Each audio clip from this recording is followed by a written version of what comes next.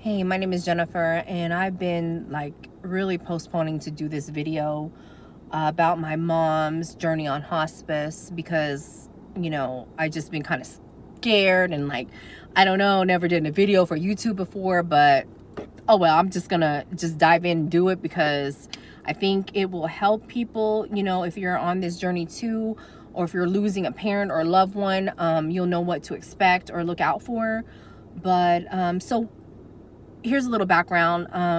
My mom passed away May 7th, and she was, I believe, 80 or 81. Anyways, I just can't think right now. But she was of Vietnamese descent, so she was really hard-headed and stubborn, set in her ways. It's her way or no way.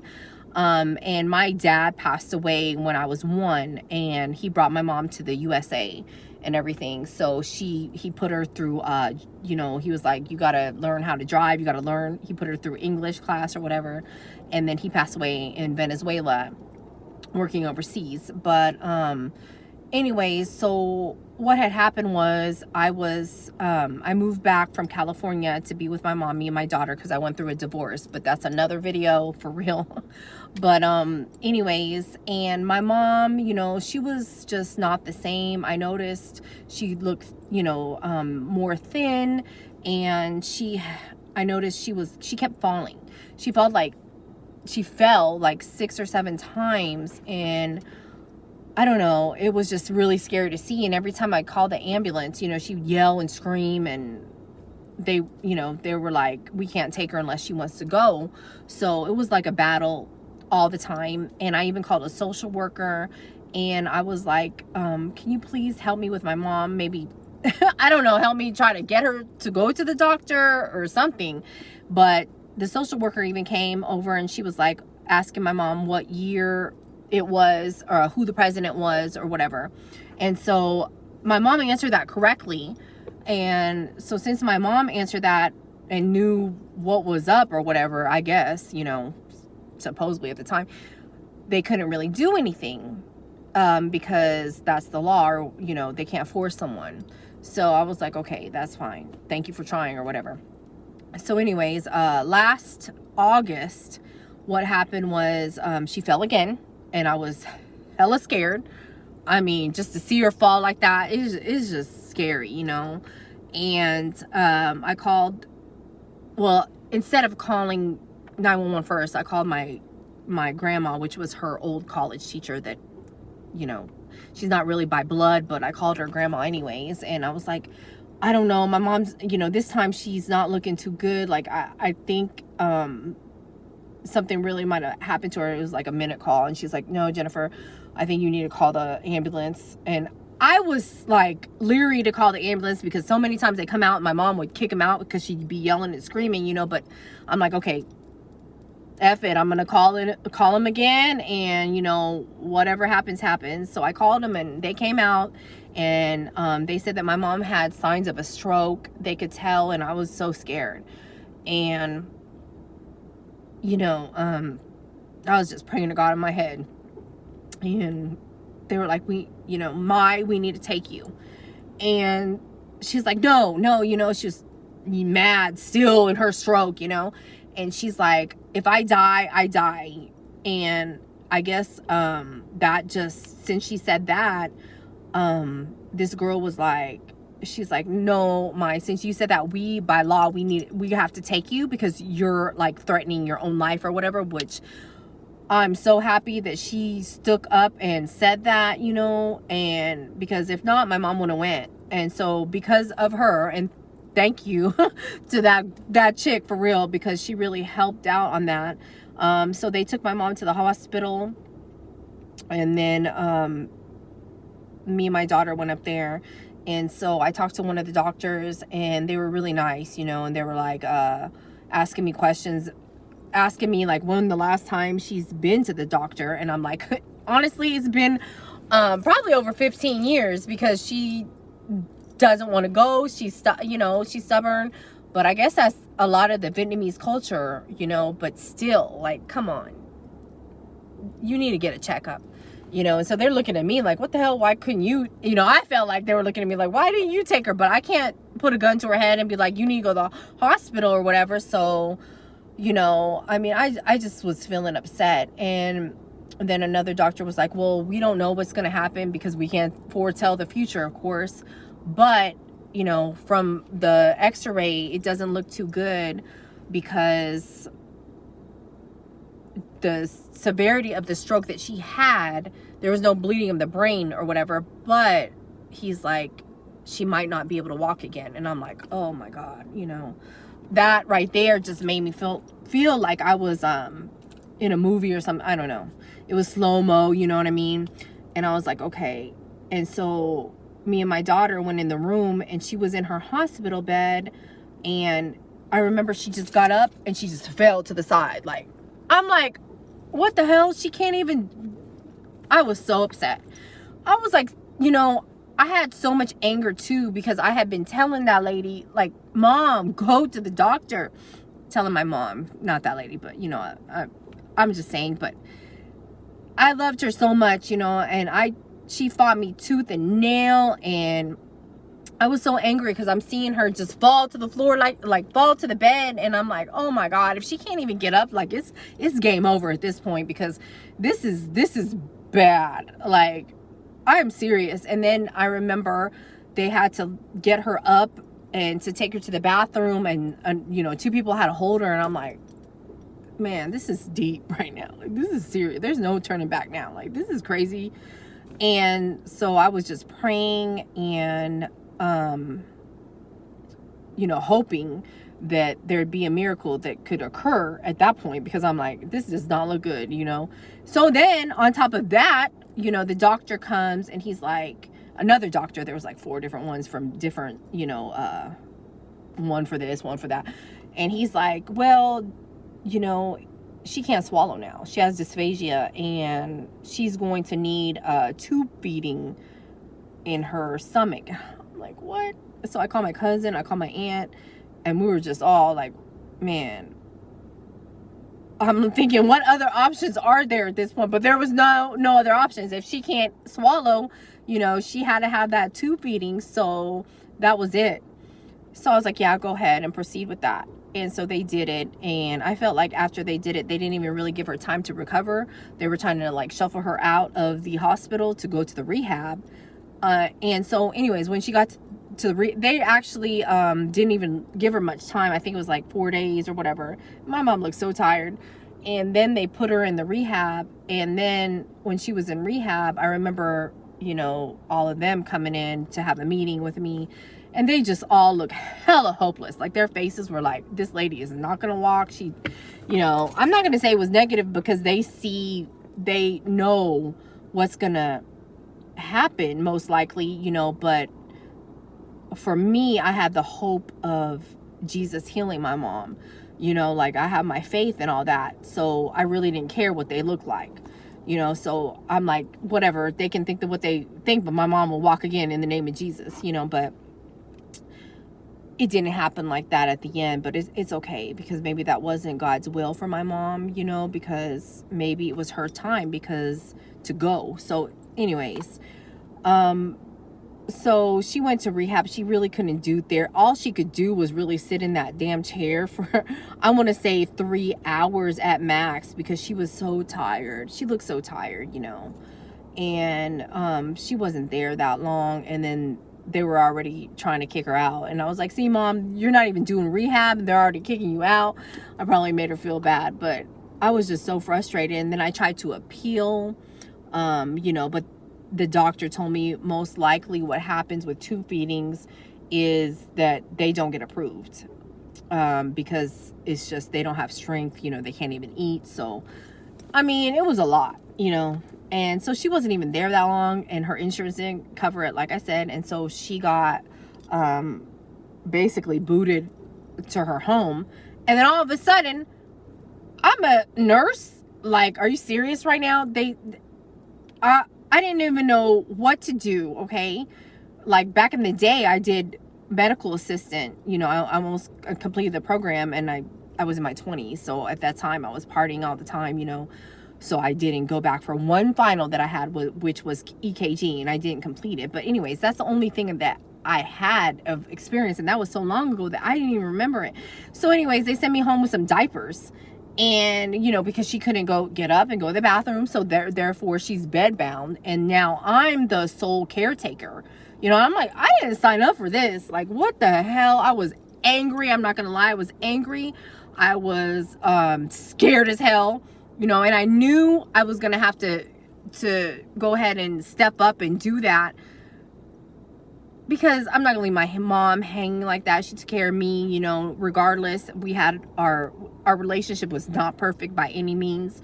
She was very narcissistic, but I don't want to talk about her because she already passed, but anyways, I'm just saying that it was really, really hard. And so I knew I was gonna have to, do all that. And so I asked some of the people that worked at the rehab, like, can you show me how to, I know how to change a baby's diaper, but a grown adult's diaper, that's scary. I was scared. I'm serious. Like, I respected my mom, when she was in the rehab. When they would change her, I would walk out because I didn't want her to feel embarrassed, and I didn't want to be in the room either. And I mean, it was just a lot. So here comes somebody and their kid, and they're just looking at me like, I'm at the park. But so anyways, and I was like, I don't know if I'm going to be able to handle this. Like, I was scared. I even thought about putting her in a nursing home at that time, because I'm like, I don't know if this is too much for me. And I just was angry because she didn't go to the doctor, and I felt like she caused this and brought this about, on herself. So that's why I was going through all these emotions, but I just took care of her anyways. And I'm like, God, just give me the strength. Just give me the strength to take care of my mom at this point. I would just pray that, because I was scared. So anyways, long story short, I put her on hospice because of the situation. Well, I didn't know she was going to die, as a matter of fact. Like, I thought she was going to walk again and everything. But from what the doctor said, like, it just looked really, really bad. And I guess things changed from back in the day. Like, you had to have cancer or some deathly ill disease to be on hospice, but now it's palliative care or whatever. And stroke will qualify under those circumstances, because it's, I mean, you're bedbound. Come on.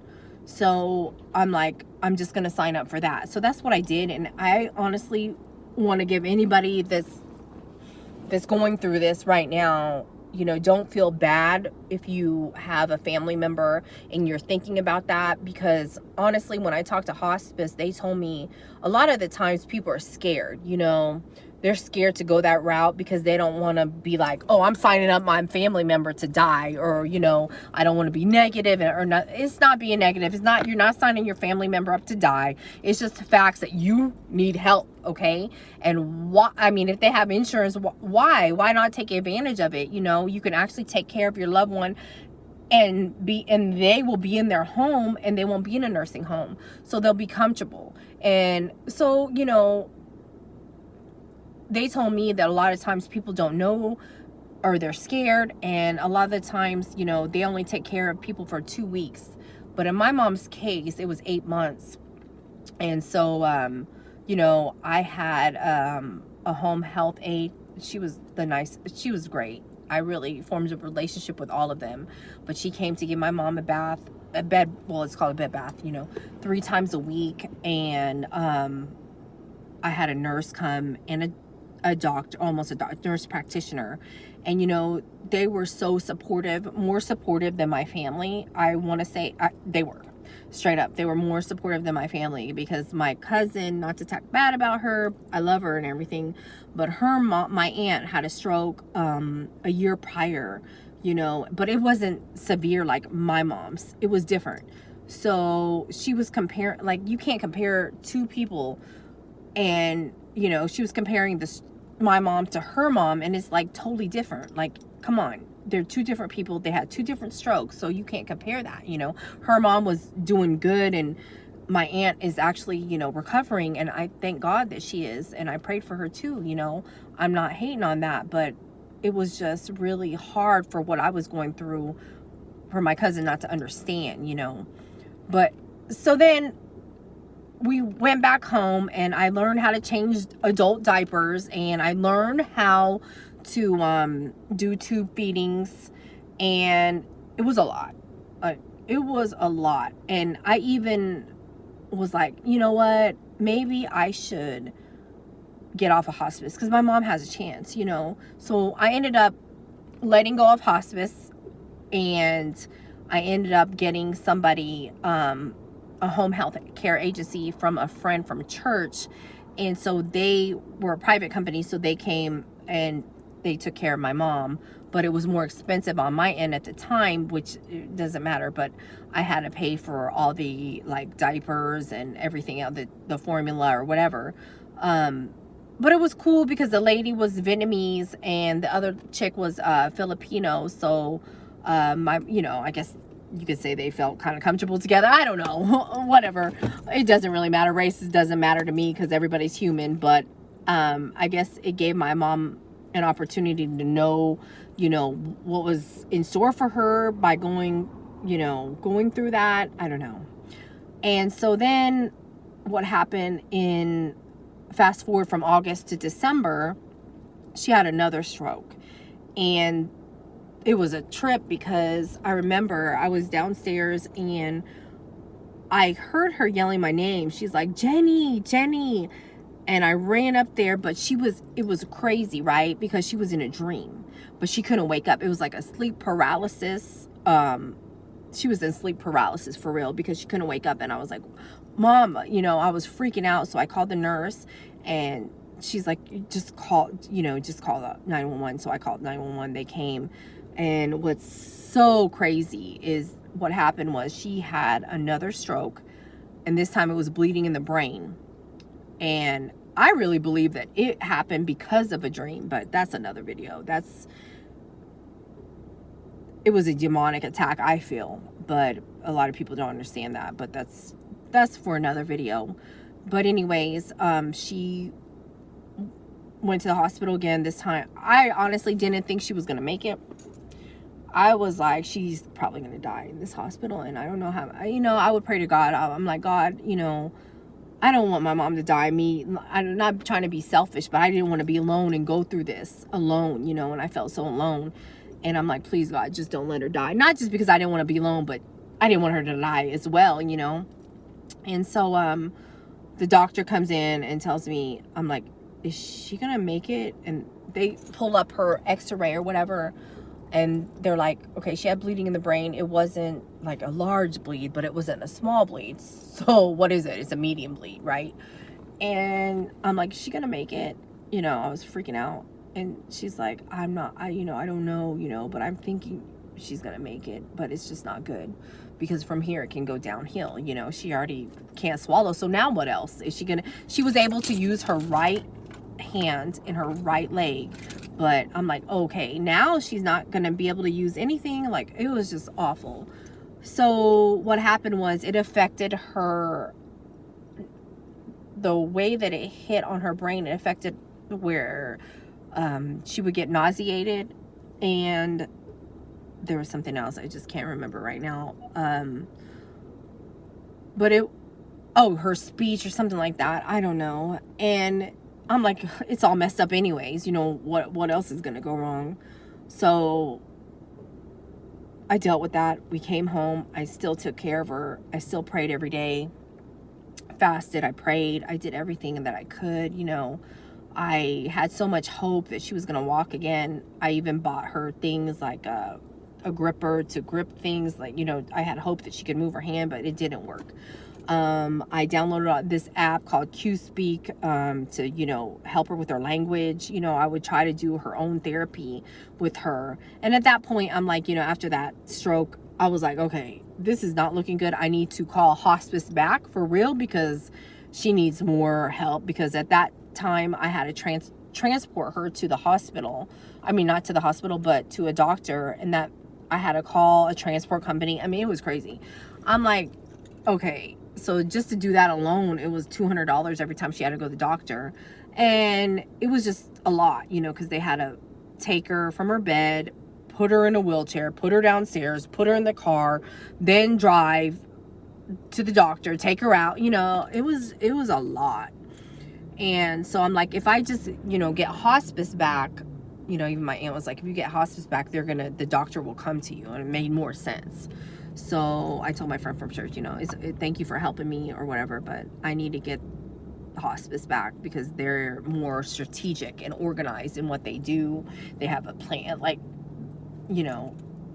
So I got them back, and by then she was already, you know, comfortable with, she got to know the Vietnamese nurse and everything, and the Filipino lady, so she was really comfortable with them coming in. So it was good.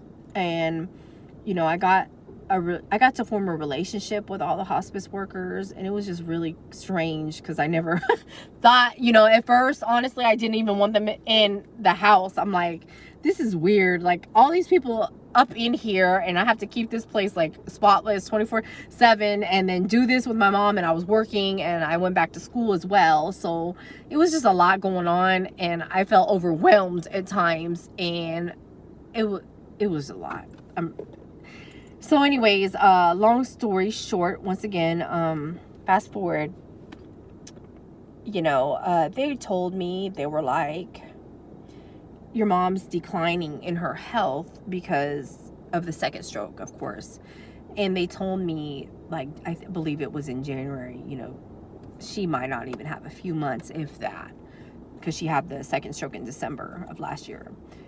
And I want to say, to get some shattering news like that, regardless of the relationship that you have with your family member, whoever it may be, it is shattering for real. It's not like I was woohoo, you know. I mean, I was sad, and it was like a movie, you know. I was like, my God, she's gonna die soon. Like, she's really gonna die soon. And the good thing I want to say is we made amends through everything, and I apologized to her for everything I put her through. I apologized to her. My phone's about to die. Hold on. I apologized to her, and we made amends. It was great because she was like, let me hold your hand, and let me hold Leilani's hand, my daughter. And it was beautiful. It was actually a beautiful thing, you know. And how is this gonna work out right now? Okay, first video gone wrong right here. Okay, so okay, and so yeah, they told me that, and I had to process all that information. Like, wait, she's about to die in a few months. Like, how do I deal with this, you know? All I could do was pray. And, you know, I was like, I even said at the end, I was like, Mom, do you feel like you're gonna die? And she goes, I know, Jenny, I know I'm gonna die. Oh God, it was so hard. It was hard. And, you know, I was trying to be strong, but, you know, I broke down a few times in front of her, because it's hard, you know. It's hard. It's easy. It feels like it's easy for them to tell you that your mom or whoever has a certain amount to live, but, you know, you want to almost be like, I don't know, like, I felt angry, you know, like, when they told me, I felt like, okay, well, if this was your mom, how would you feel? You know, I just felt angry. But I just thank God for them. And, you know, I told my mom, I said, listen, forget everything else. Just forget everything that we've been through. Just forget it. Are you right with Jesus? I was like, forget everything. I was like, I want you to be right with Jesus, because it's eternal life. And let me tell you how good God is, because, you know, she got baptized. She got baptized at this church I was going to for a while, you know, but I left the organized church system, and that's another video I want to get into. But God is so good, because she was baptized, and this is before her stroke happened. And it's just wonderful, you know. And let me share a picture of my mom with you guys. I have it. And this is my mom in her 50s, but she was really beautiful, and she was crazy, but, you know, we all are. But anyways, so towards the end, it was really hard because I went from feeding her 3 tube feedings a day to 2, and then it went to 1. And then I even tried to I blended food for her, like bananas, apples, spinach, and chia seeds and all that, trying to make her gain weight, and ordered all kinds of vitamins online. But I was just having hope. I stayed with hope, that she was going to walk again. But it's okay. It's okay, because I learned to accept the fact that she's gone now. But it's not easy, So she passed away on May 7th. And towards the end, I was only feeding her once a day. And then they were like, at this point, just stop feeding her, because it was just going to be more damage. Because what was happening is she was aspirating. So it was going up her lungs, and she was coughing on it, and that really hurt me to see her like that, because I felt like I was starving her. And I remember I had to distance myself from my cousin, because she was in denial that my mom was dying. And, she wasn't really supportive, because she didn't feel like I don't think she felt like hospice was a good thing. She felt like I was just signing my mom to die or whatever, but that wasn't the case. I was really giving her care. And, so I had to tell her, look, if you're not going to be there to support me, I just can't talk to you right now. And sometimes you have to do that with your family. You have to let them know what's up, because if not, you're going to mentally go crazy. And I said, listen, I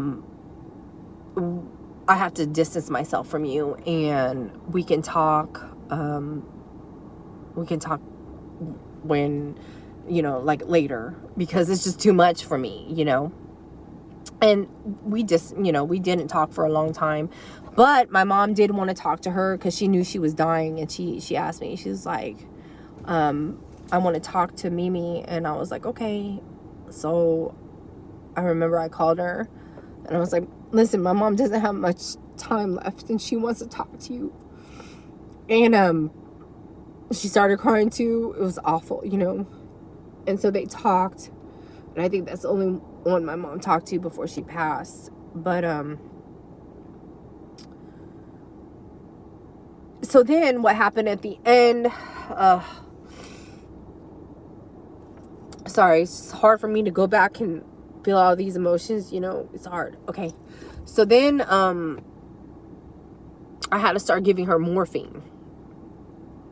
And it was a little bit like one time, and then it was 2 times, and every 2 hours, and then it was every hour.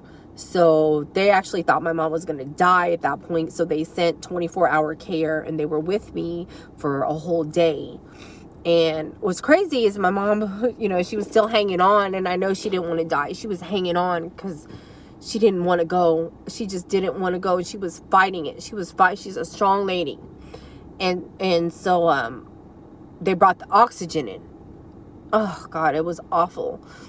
And so my mom was on oxygen for a while, I would say a few days. And so the nurse came, and she's like, Jennifer, do you want to take the oxygen off, And I didn't want to really, but I'm like, if it's hurting my mom, let's just go ahead and take it off, just take it off.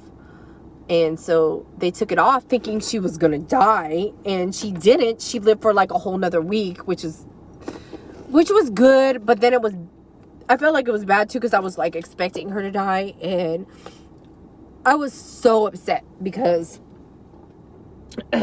she couldn't swallow. So at the beginning, I could give her ice chips. And then after the second stroke, I couldn't give her ice chips no more, because she was, she couldn't keep it down. She was choking, because the second stroke really messed her up. And it was hard because I started to see her teeth.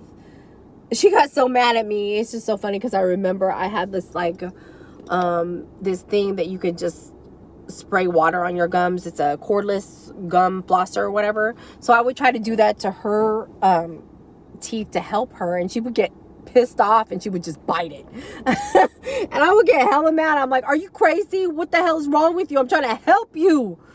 And it's just, I just remember our good times and our bad times. And every time I brushed her teeth, she would get pissed and she would just bite it. And I'm like, stop doing that. I'm trying to help you. Do you want your teeth to rot or what? You know, at the end, it was so sad because her teeth were rotting and I could see it. And I'm like, she used to take care of her teeth so much.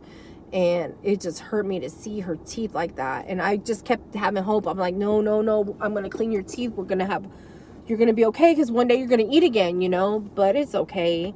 And she passed away on a Sunday, and I believe it was around, I think 12 a.m., 12 or 1, that she passed.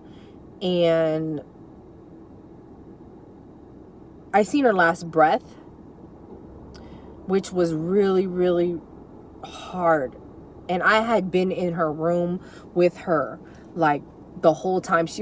I tried to be in there with her all the time, you know, because I didn't want her to be by herself. And I also bought her a bird, a parakeet, and they're called bungees or whatever. And I asked her, I was like, Mom, do you want me to buy you a bird? Because I felt like they had a lot in common, you know, because my mom couldn't leave the bed. The bird can't leave the cage. So I'm like, I'll just buy her a bird. And she was like, yes, Jenny. So I bought her a bird, and I still have the bird. And she loved that bird. And I know the bird, it's weird because I know the bird felt some type of way when after she was gone, because they took the hospital bed, and the bird was looking at her for a long time, you know, for like 2 months, I think it was. And all of a sudden she's gone. And it was hard. And I cremated my mom. She wanted to be cremated. She didn't want a funeral. And I know people are probably like, oh my God, her daughter didn't even have a funeral for her. What the hell do I want to have a funeral for? For a whole bunch of people to come that maybe didn't even like my mom in the first place, or you know what I mean? Or they just want to come to be seen and say the right things. Like, I'm so sorry. I'm so sorry for my condolences and all that. Come on, man. No, that's fake to me. Like, no, I don't need all that mess. So anyways, I just cremated her, and I didn't have a funeral, you know, and it's fine because it wasn't about the expenses. It's about what she wanted. And no, my gaslight came on. So anyways, my point is, to whoever is going through this right now, if you're losing a family member, don't be upset that you're choosing to keep your loved one at home while getting hospice, because honestly, you're doing them a favor by getting hospice, because they're going to help you. Okay, you're not signing them up for death or, you know, all of this nonsense. No, you're helping them, and you're helping them be at home to where they want to. You think they'd rather die you know, in a hospital or wherever? No, they want to die at home. They want to die with their family, you know. And it took me a lot to come up on here and even make this video, because, you know, nobody wants to talk about death. But I feel like people need to know, you know, what your options are. And don't feel bad if you feel at times like, listen, you're going to go through a lot of emotions. You're going to feel like, man, there was some days that I just wanted to pull my hair out because it was too much. I'm like, man, this lady, she wants too much. I can't do all this. I can't cook for my daughter. I can't, you know. So for a time, I just ordered DoorDash because, and I'm being real, because I didn't want my mom to smell me cooking.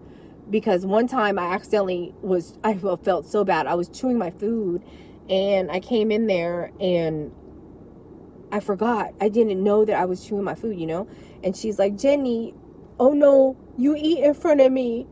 I was like, oh my God, no, why did I eat in front of her? I was so upset. Like, I'm a stupid ass right now. Like, are you serious? Like, I just ate in front of my mom and she can't even eat. Oh, I felt so bad, you know. So ever since that day, I was like, forget it. I'm just going to DoorDash food. And, you know, I'm not going to, it was just too much because I didn't want her to smell food. And I was so upset today because I was feeding her Jell-O for a while before, you know, she had that second stroke. She could still eat a little bit, just Jell-O and yogurt, stupid stuff like that. But I found some Jell-O in the kitchen actually today, and I started crying. Like, I don't really cry about it. I really don't. but I cried a little bit, and I'm like, I really need to make this video. I don't care, because people need to know, like, they're not alone in this, because I felt really alone. But thank God for Jesus, because he really helped me through this. Because if I wouldn't have had him, like, I wouldn't have been able to take care of her for 8 months. Man, please.